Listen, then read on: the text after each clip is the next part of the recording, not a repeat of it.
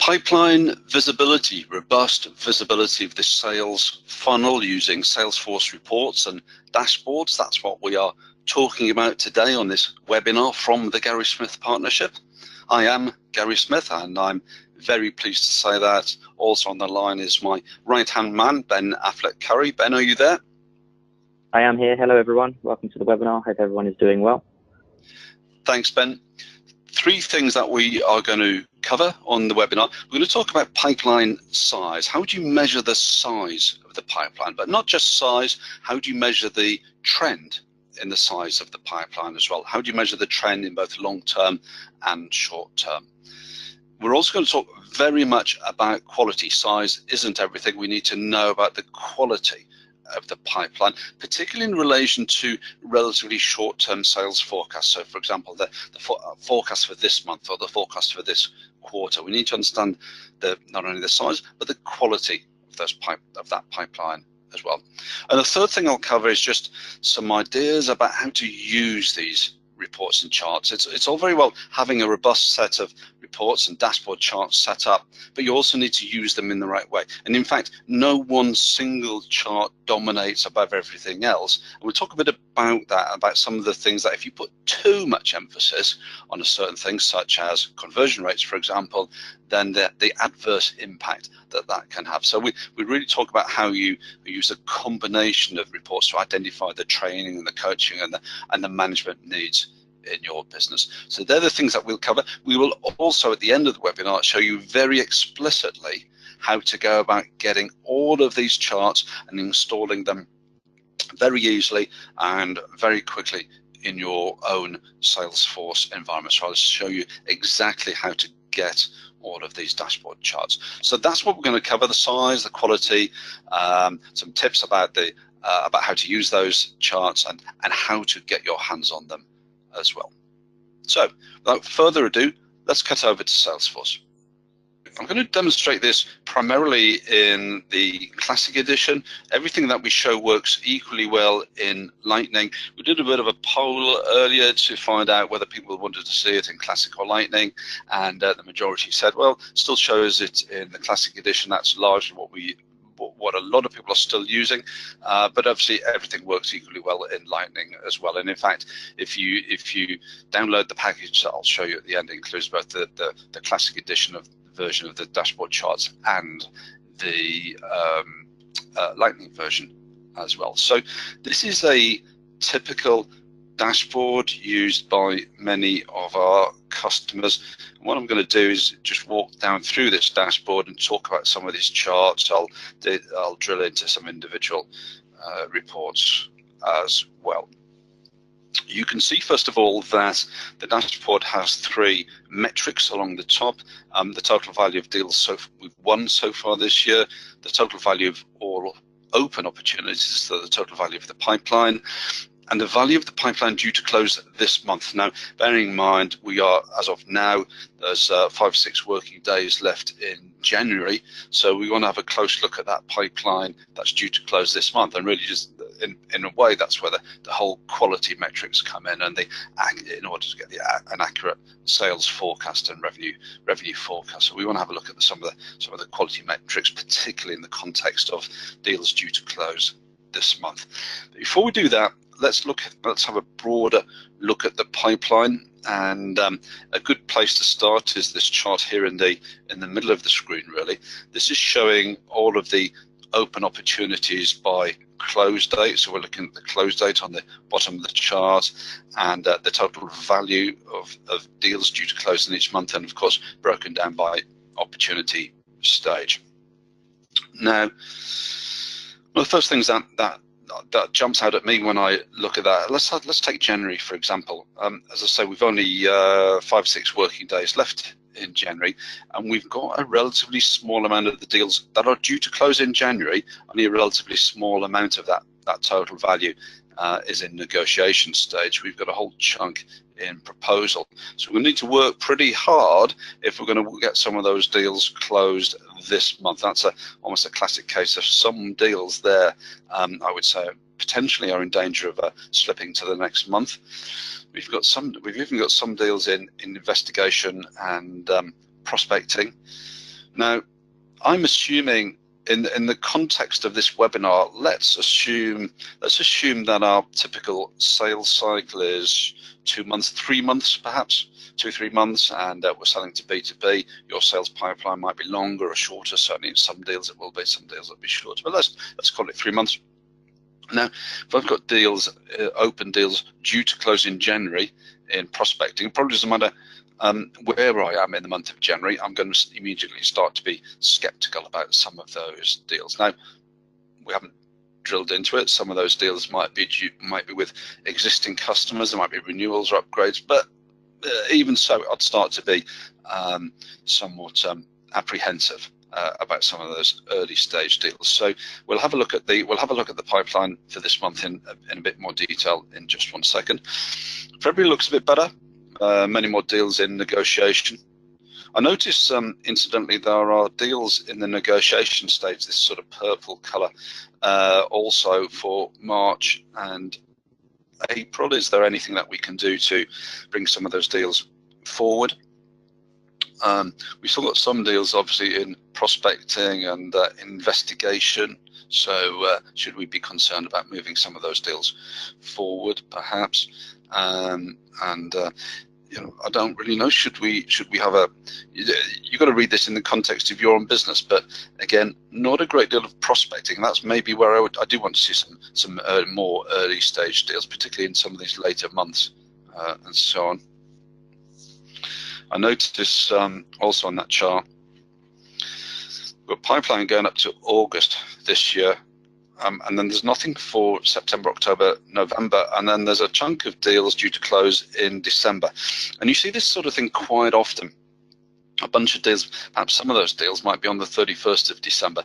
And I think what happens in a lot of businesses is that the sales team, sales management, is under pressure to grow the pipeline. How big's your pipeline, particularly at the start of the year? What's the pipeline look like for this year? So people are under pressure to create pipeline, and they create deals that are, shall we say, a little bit nebulous. They think that the customer, they're bound to buy something sometime this year. I'll tell you what, I'll create an opportunity, I'll put it in for December, or I'll put it in for the half year end, or whatever it might be. And no, actually, it's not really an elaborated opportunity. It's just, if anything, it's just a way of growing the pipeline. So it's something to be careful about. On the one hand, we all want a bigger pipeline, but on the other hand, we want realistic pipeline and we want realistic opportunities as well, or at least opportunities that we feel confident that we can elaborate and develop.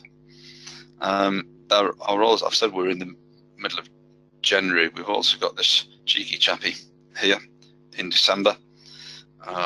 Unless you've got a time turner, it's not going to close in December. So that's a hangover in terms of either needs to move, it's an opportunity that's still open, it's somebody's not updated the opportunity, or it's a deal that has been won and simply not updated. So again, something to keep our eye on. As with any of these charts, we can click on it and drill down into the underlying report. I think it's good practice, incidentally, to have a chart in the report. What I always do is I pull the dashboard charts directly from the report chart, which saves me having to build the report twice.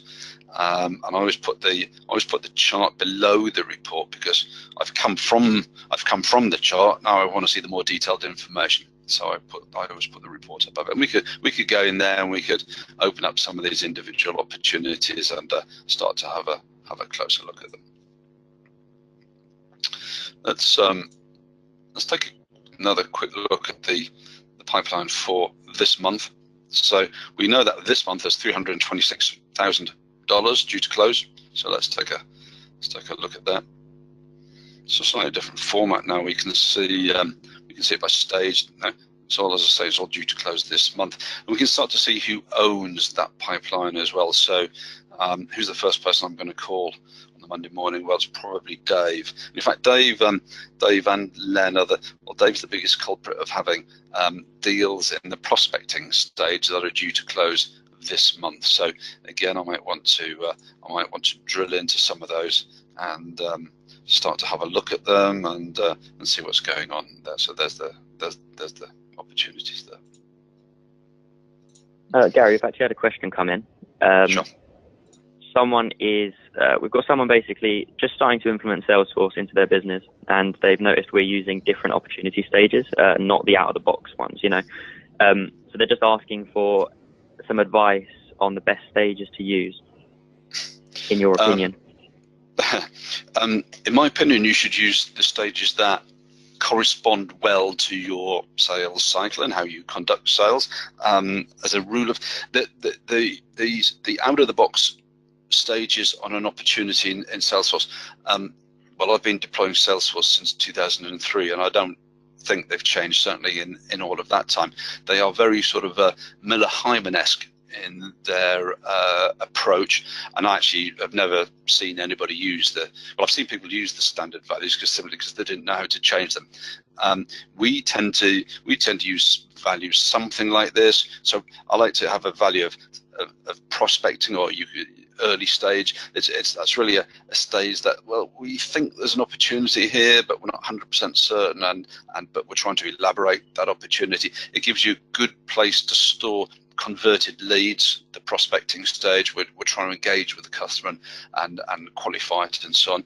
Investigation really is where the customer would probably agree that there is an opportunity in your CRM system. You're qualifying out, you're finding out really what your customer needs. Proposal submit is probably self-explanatory, negotiation, and so on. I think a common mistake I see people making is having too many opportunity stages, because you can see in this case we've got 4 pipeline stages. Once you get more than 4 or 5, then it becomes much more difficult to really see the wood for the trees in terms of the pipeline stage. I will also show you just a little later on what I think is a very powerful chart that shows you how you are losing deals, and it shows you where in those stages you're losing deals from. And I'll explain why I think that's a very important chart in the context of opportunity stages. Does that help, Ben, in your opinion? Yeah, that was a good answer, yeah. Yeah. So we talked, I think, about the deals due to close this month, didn't we?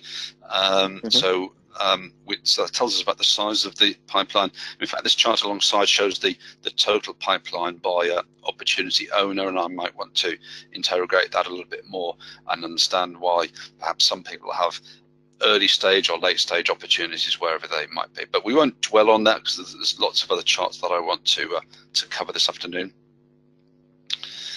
Let's continue talking about the size of the pipeline as well. This chart in the middle here, the traditional funnel chart, I have mixed views about this chart, really. It's often the first chart that people ask for. The reason I have mixed views is that the shape and the kind of outline of the chart never change at all, irrespective of how big or how small your pipeline is. Really, and it's quite difficult to differentiate the total size of the pipeline by each of these stages just by looking at the colors on the graph. However, when you take a closer look and you look at the numbers, it does become a little bit more useful. Now, in this case, it seems in reasonable proportion, although if you look at the investigation stage, is almost exactly the same as the prospecting stage in this particular case, 672, 674, let's call it $1,000. So that would possibly suggest to me that we don't have enough early stage opportunities. So there might be all sorts of reasons for that. Maybe we don't have enough leads, we're not converting enough leads, we're not talking to existing customers about upgrades and add-ons and whatever it might be. So a bit like any of these charts, you have to read and interpret them in the context of your business. And one reason we use typically 10 or 12 charts is that to get a robust view of the pipeline is that there isn't one single chart that really dominates over and above everything else. In my opinion, you have to look at these charts in the context of other charts and information that you as a manager know about the business. If I did only have one chart, it would probably be that one.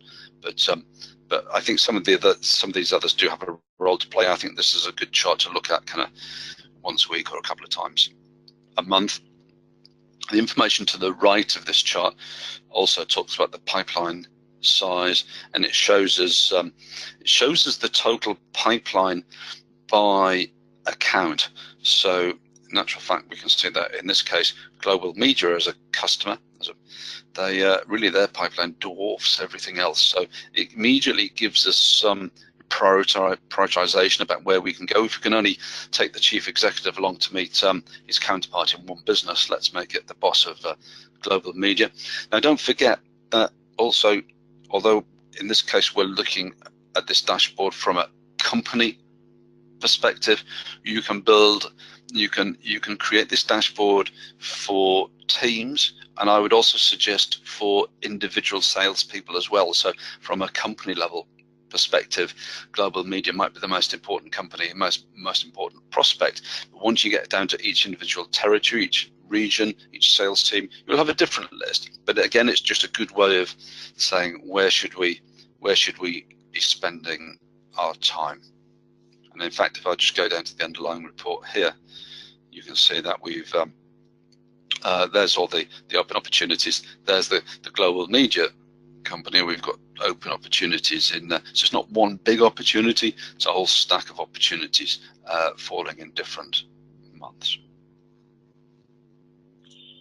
Gary, going back to the funnel chart, we've had a question. Someone is asking, is it a good idea to filter out the very first stage from the funnel charts?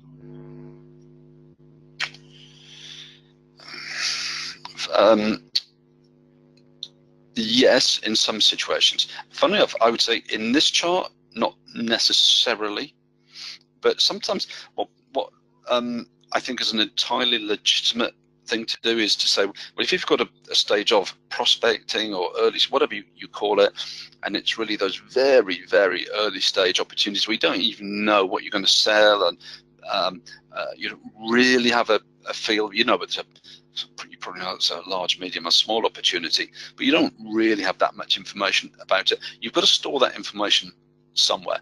Now, creating a very early stage opportunity with a prospecting stage is one I think is the best place to store that information.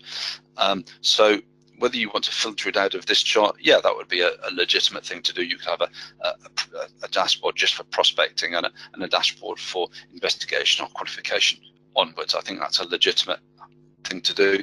My inclination, Ben, is that when you look at this chart, you probably want to include those deals, because this is really saying what's the overall shape of the pipeline. Do the proportions look sensible in the context of my business? And I think here you probably do want to see those early stage opportunities. You could quite legitimately filter them out of any of these other charts as well. It's up to you. I don't really have a strong opinion about it, but I understand why some people would want to do that. Sure. I think one of the things we're really saying is, even if you had a separate chart just for the prospecting stage, I don't want to see deals in January in prospecting, or at least I don't want to see many of them, because why should I believe that those deals are going to close in January, or perhaps in some cases in February? So it's about maintaining that information as well.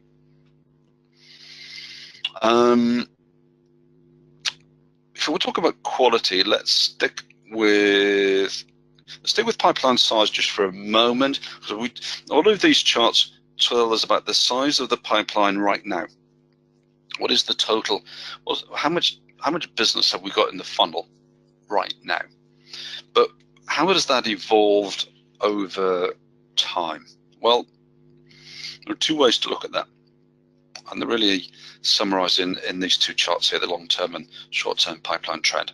Now, what this is showing, what the top one is showing, is the size of the pipeline it's called an as-at report, the size of the pipeline as at the 1st of each month. So in other words, on the 1st of October, 1st of November, 1st of December, what was the size of the pipeline? And you can see that there's been a little bit of variation in our Salesforce environment here. You see actually there's a very slight downward trend in the size of the pipeline, and we could investigate that further and understand, well, to me it looks like we've on first glance it looks like we've got fewer of those prospecting deals in the pipeline. Should I be concerned about that?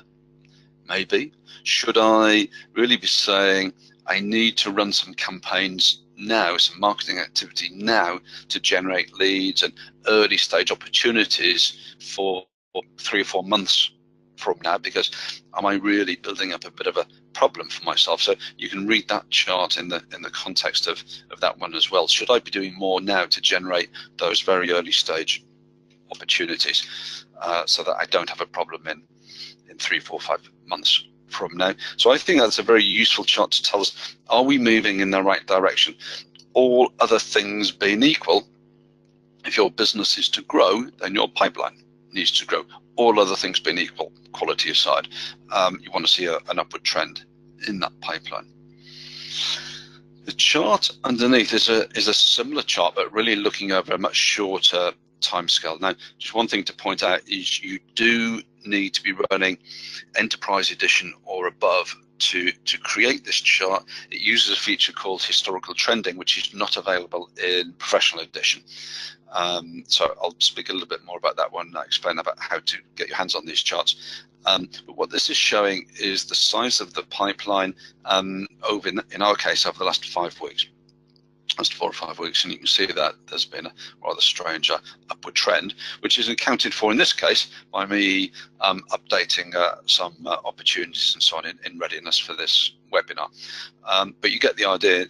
Over this shorter term, yeah, we seem to have an upward trend in the size of the pipeline. Perhaps in the longer term, we've got a little bit of we have had a little bit of a worrying downturn, but hopefully that upward trend would help to correct that. Not every company really needs this short-term pipeline trend. I think most companies need this, but the shorter-term one. If you're selling oil rigs, and your sales cycle, we have a company that sells wind farms, and their sales pipeline is 5 or 6 years. Well, they don't need to know how the pipeline changes week by week. But in many other businesses, you might, if you've just run an exhibition or a period of intensive marketing activity, you might want to see what effect did it have over the last 2 or 3 weeks on the size of the pipeline. So measuring that trend in the size of the pipeline can be important. The chart below. Gary, sorry, I didn't mean to interrupt. We've actually had a couple of questions come in. If you want to answer them now. Sure. The first one, someone's wondering if you can measure the pipeline in terms of revenue scheduled over time. Yes, you can.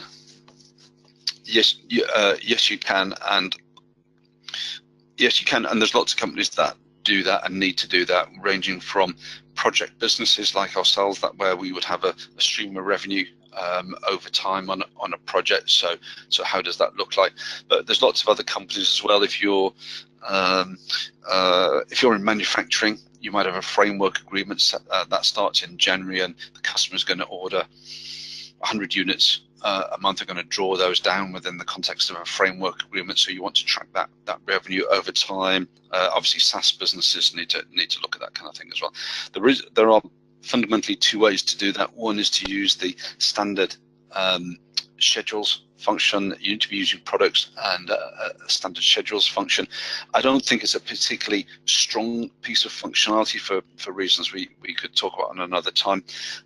We have an app as well called, if you go to our website or Google, custom revenue schedules, particularly if you type in Gary Smith, then you'll find a blog post and some material we've published on tracking both the pipeline over time, if you have that kind of scheduled revenue, and you can track it on both what you anticipate the revenue recognition to be and what you expect the billing, the invoicing cycle to be as well.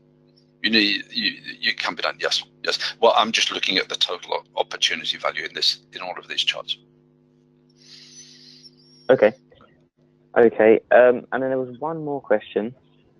Can you compare the pipeline against salesperson targets?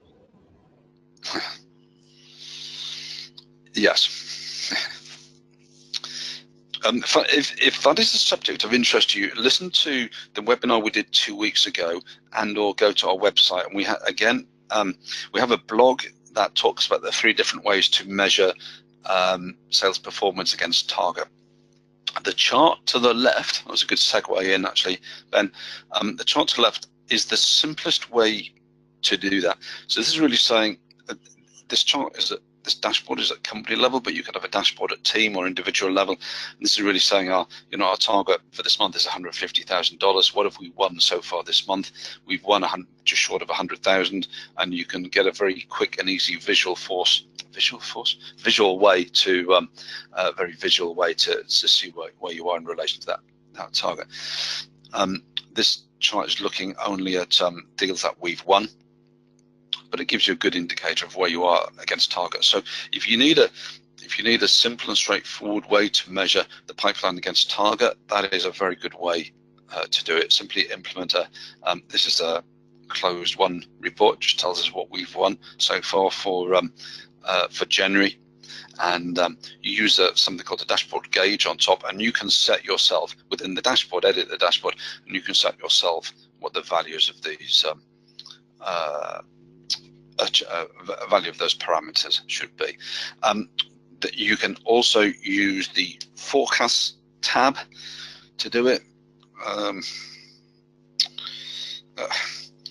As I said a moment ago, I've been deploying Salesforce since 2003, and I can count on the fingers of one hand the number of times I've deployed the forecast tab, and I wouldn't need that many fingers to count the number of times I've deployed it successfully. It's a complex piece of functionality that does take some training to use. We also have an app, a target tracking app. Either Google it or go to our website, and you'll find we've written some blog posts about target tracking and so on in Salesforce. Was that it, Ben? That was the two questions, yeah. Okay.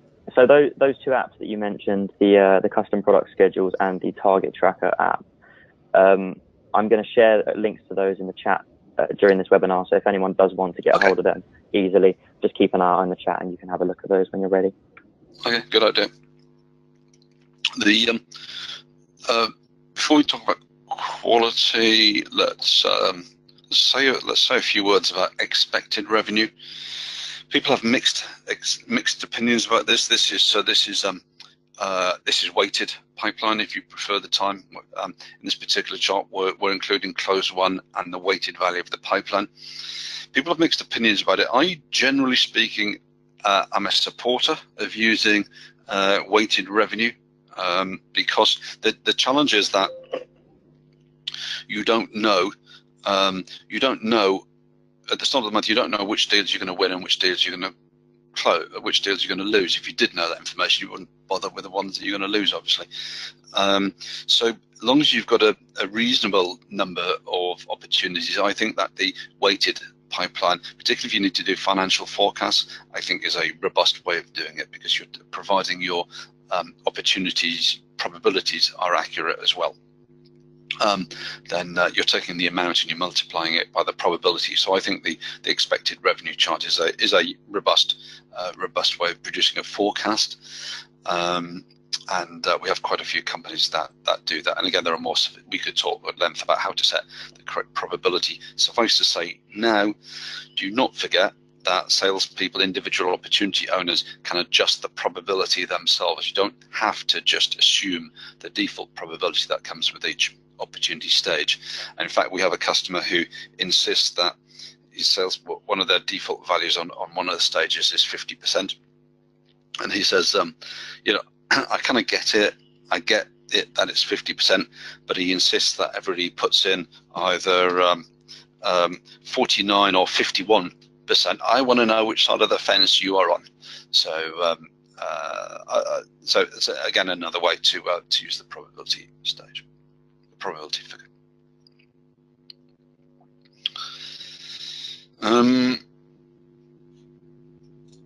So let's talk about pipeline quality. And we talked earlier about deals due to close this month. So let's have a look at these two charts underneath here. This is showing the deals that are due to close this month in January, and it's telling us three key pieces of information.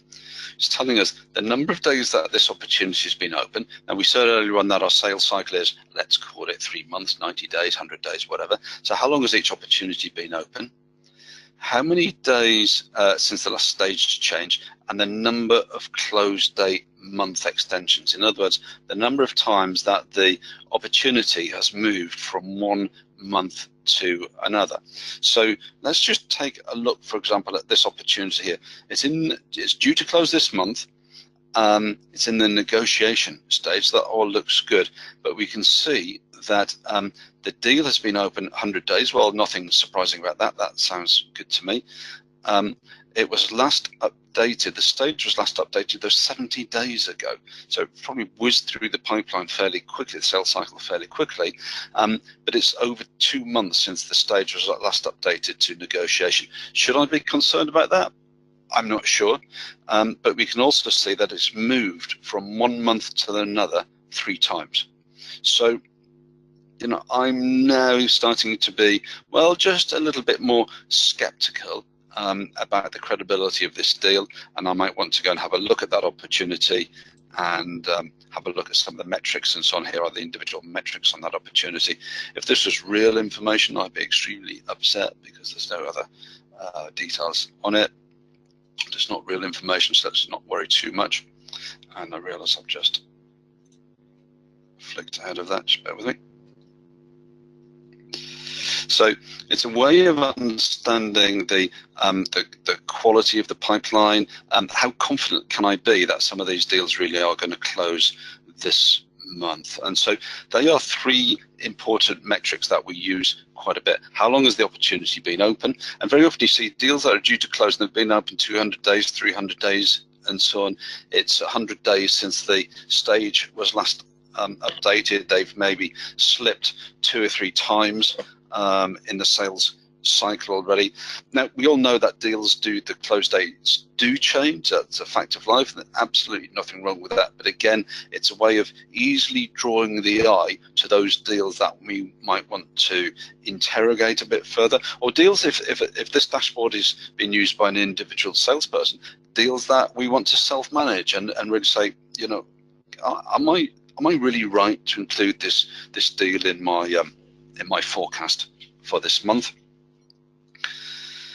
The chart underneath shows the same information, but this time for the total pipeline. So again, we can look at the total pipeline and start to pick out deals that we might be concerned about. So really the close date month extension, we have 2 metrics. One that counts the number of times the close date has changed per se. But what really people are interested in is the number of times it's moved from 1 month to the next, and that's what that information is showing us there. So it's really a way of looking at the quality of deals as well. This chart is also interesting, where this information looks a bit skewed because this is a Salesforce environment I hadn't used for a bit of time, and I created some opportunities in preparation for this webinar. But looking at the pipeline by created date as well is a very useful way of saying, well, just give me a gut feel, give me a sense for what the quality of my pipeline is. And if I really would be saying, well, if I've still got open deals that were created in October last year, you know, not last year, in fact, October 2016, so open deals that are well over a year, so more than a year and a quarter old, you know, I'm starting to get a bit nervous about the pipeline.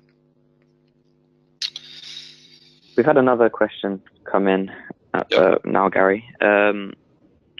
Basically, someone has said that their manager doesn't believe in weighted pipeline revenue, and he's basically just saying, why should he? Like, can you explain to him why you should?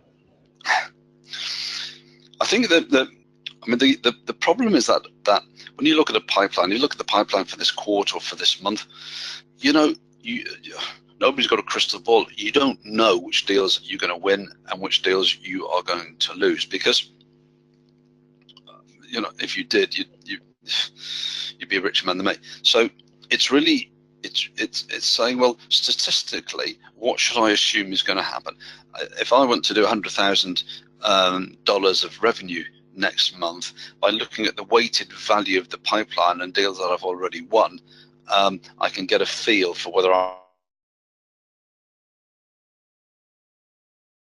if you're using products, you can segment this further and split between average deal size between core products and, shall I say, optional or non-mandatory products or service contracts or whatever your kind of non-core products might be, because it's those non-core products that often boost the size of the pipeline. You can see here the different size of the pipeline between individual sales, different size of the pipeline, different size of the average deal. I should have said these are one deals in this particular case.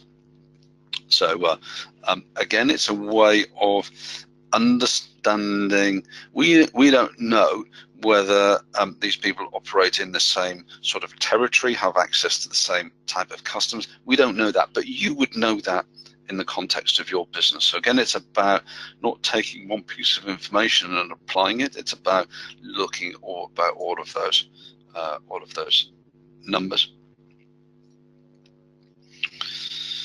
And I mentioned a little bit of time ago this chart lurking down in the bottom left-hand corner as well. Where are we leaking funnel? So what is this showing? Let me just go to the underlying report and explain it. So this is showing all of the deals that have been set to closed lost within a certain time period. So in this case, in the last 120 days. What is it showing? Well, it's showing that we have there were 6 deals that were set to closed lost from the prospecting stage, so on and so forth. There were 2 deals that were set to closed lost from the negotiation stage. So it's showing us where we are losing deals, where we are losing those deals in the pipeline. Why is this important? Well, I think yes, salespeople are under pressure to boost the size of the pipeline. They're under pressure to close deals. But if you're going to lose, you might as well lose early. So a disproportionate number of deals in these latter stages, I'd want to understand how we got as far as negotiation. We put all of that work into working with the customer, building the proposal, demoing it, everything else we might have done. How do we put all that work in and then still lose the deal? Maybe it's perfectly legitimate. We just couldn't reach pricing agreement, or there's some other fundamental sticking point that we couldn't get over. Fair enough.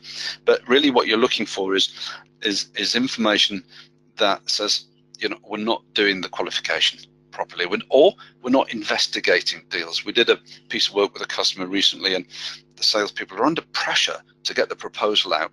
So what effectively they're doing is they're skipping rapidly through the investigation and qualification stage, which meant they're getting the proposals out, but it's having a knock-on impact on win rates and actually average deal size as well, which taking up a bit more time up front proved to be very valuable to them in improving win rates and increasing overall revenue. So that chart is a key one to mine. It's an often overlooked chart, but it's a key one in terms of understanding what's happening to the deals that you lost. There's no shame in losing a deal. There's only it's really only an issue if you're going to lose early. Qualify them out. So I think largely I've covered all the charts. We've just got a minute or 2 left, and I just want to do a couple of very quick things. I've rattled through all of those charts quite quickly. If you have any further questions, then obviously come back to us. How can you get those charts and install them and build them in your Salesforce environment? Well, there is a very quick and easy way to do it. Go to the AppExchange. Go to the AppExchange, and if you type in Gary Smith Partnership, you will come to this page here, and we have an enterprise edition version of that dashboard, and we have a professional edition of that dashboard, and we have a couple of other apps as well. But if you're using enterprise or above, you can go and install that dashboard, and you'll get all of those charts automatically created in your Salesforce environment. You do need to enable something called historical historical trending first, just go to setup, search for historical trending, and just enable it for opportunities. It's easy to do, and in fact on the full AppExchange listing, it tells you how to do that. If you're using Professional Edition, you need to install the Professional Edition version of the app, because you don't have historical trending in Professional Edition. We have a few other apps as well, and we have a lead conversion marketing dashboard as well. But these are all free, so just go and help yourself. You can implement those dashboards and just download and install it in the normal way, and it includes all of those charts that we have just been through. So that's what we've covered. How to measure the pipeline size. We talked a bit about the quality and individual quality metrics. That dashboard package includes those quality metrics. So it does include, so from new opportunities from the time you deploy the dashboard, then you can it will start to count those close date extensions. Excuse me. It will count the close date extensions and so on. And we've talked a bit about how to use how to interpret some of those charts. AppExchange, go to the AppExchange and help yourself. We have 2 further webinars coming up very shortly. In a fortnight's time, we're going to be talking about account planning, key account planning, how to build robust key account planning, how to track all of that in Salesforce, and how to define strategic customers and so on, how to create account plans. And we will also be talking, a fortnight after that, we will be talking about the thorny subject of user adoption. We have a very structured way to dealing with user adoption issues, and how you can boost user adoption in your business. So that's pretty much it. Ben, anything else from you? We did actually have a final question. Sure. It was just someone wondering if our dashboard works just as well in Lightning. Yes. Yes, it does. Yes, in a word, if you install the package, then you get both the Classic Edition dashboard, which we've shown today, and you get the Lightning version of it as well. So just go to the AppExchange and install that. Sure. Ben, thanks very much for your help, mate, in organising the webinar. I know it's a lot of work. Everybody on the call, I can see there's quite a number of people on the call from all over the world. So thank you very much indeed for listening. Have a good day. Thanks very much.